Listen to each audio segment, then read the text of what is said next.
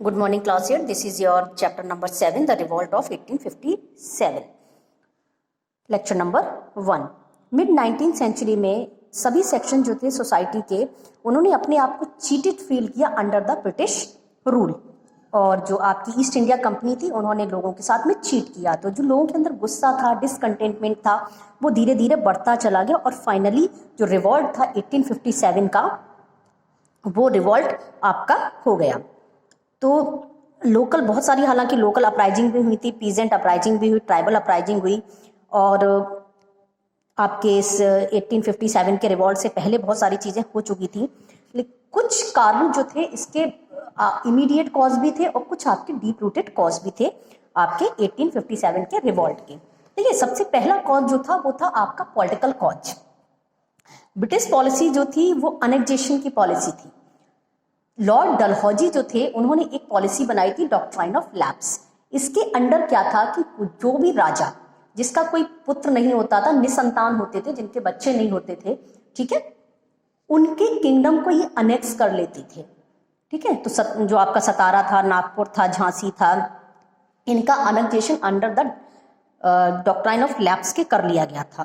तो जिसकी वजह से जो रूलर थे वो आपके बहुत ज़्यादा उनके अंदर रोष था, डिसकंटेनमेंट था अबाउट द ब्रिटिश पॉलिसीज।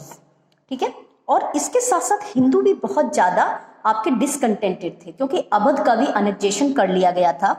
तो ऐसा नहीं था कि हिंदू के अलावा मुस्लिम भी जो थे, और दूसरा इल ट्रीटमेंट जो दिया गया था, जो मुगल एम्परर थे बहादुर शाह, उनको इल ट्रीटमेंट दिया गया था, जिसकी वजह से मुस्लिम्स भी नाराज थे।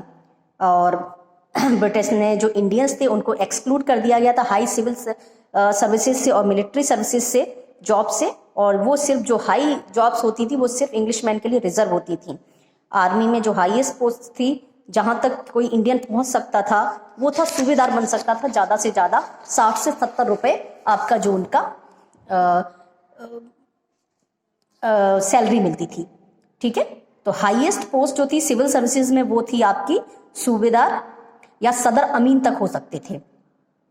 ठीक है, और 500 रुपये तक मंथली उनको सैलरी मिलती थी। अगर हम बात करते हैं इकोनॉमिक्स कॉजेज के, तो सभी जानते हैं कि इंग्लैंड का जो मोटो था, जो आपकी ईस्ट इंडिया कंपनी थी, उसका मोटो था हमेशा ज़्यादा से ज़्यादा प्रॉफिट करना, हमारे इकोनॉमिक रिसोर्सेज को एक्सप्लॉइट करना। ठीक है, तो हालांकि वो बाद में हमारे बिजनेस के मास्टर भी बन बैठे, लेकिन उनका मोटिव सेम ही रहा कि ज़्यादा से ज़्यादा वेल्थ को हम इंडिया से ट्रेड करके इंग्लैंड या ब्रिटेन भेज सकें। ठीक है, और अगर बात करते हैं तो कॉलोनियल इकोनॉमिक पॉलिसी की, उन्होंने डिस्ट्रॉय कर दिया हमारी कॉटेज इंडस्ट्री को। कंपनी की जो रेवेन्यू पॉलिसी थी और जो आइडिया था प्लांटेशन एग्रीकल्चर का, उसने जो सेल्फ सफिशिएंट विलेज इकोनॉमी थी उसको डिस्ट्रॉय कर दिया था। इंडियन पीजेंट, वीवर्स, क्राफ्ट्समैन जो थे, अब उन्हें काम करना पड़ रहा था अंडर द कंपनी के सर्वेंट के रूप में, और इन रिटर्न उन्हें बहुत लिटिल रेम्यूनरेशन, बहुत कम पैसा मिलता था अपने काम के बदले में। मशीन मेड जो प्रोडक्ट आए इंग्लैंड से, जिनकी बाढ़ आ गई इंडियन मार्केट में, तो उन्होंने अनएम्प्लॉयमेंट क्रिएट किया जो आर्टिशियंस थे, हमारे क्राफ्ट्समैन थे। ठीक है, और जो इंडियन इंडस्ट्री का जो रुइन हुआ, जो बर्बादी हुई, जिसकी वजह से प्रेशर आ गया आपका एग्रीकल्चर के ऊपर, और फर्दर जो था कंडीशन पीजेंट्स की और जनरल पीपल कंडीशन बहुत डेटोरेट हो गई।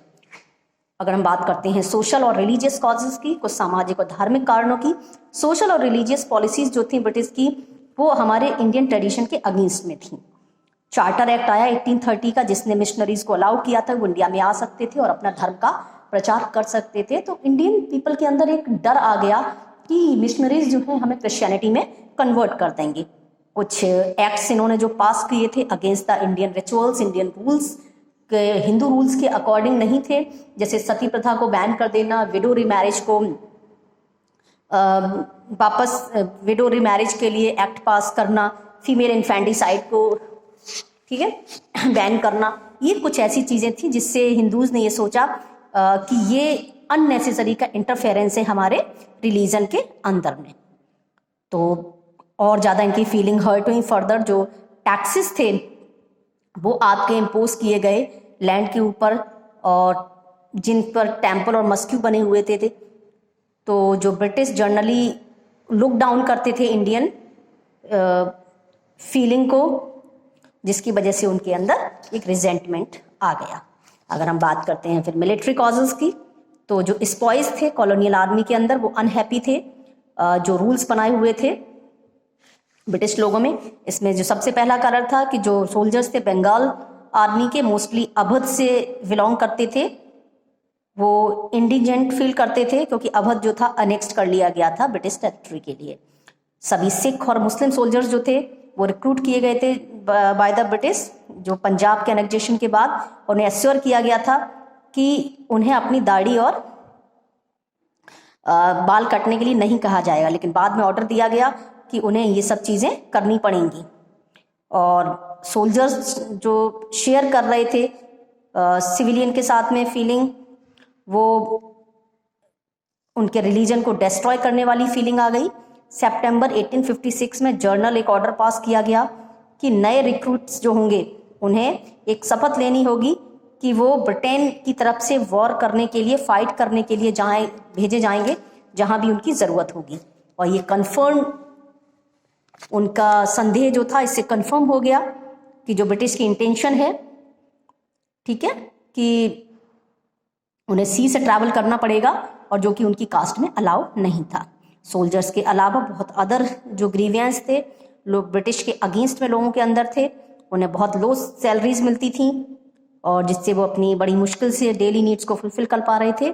सोल्जर्स जो थे इन जर्नल डिससेटिस्फाइड थे क्योंकि उनसे कहा गया था कि अलग अलग प्लेस पर जाकर उन्हें लड़ाई करनी होगी और उसके लिए उन्हें एक्स्ट्रा भत्ता भी नहीं मिलेगा, अलाउंस नहीं दिया जाएगा। ठीक है, इस तरह के कुछ कॉजेस थे। बाकी हम आगे की वीडियो में कंक्लूड करेंगे।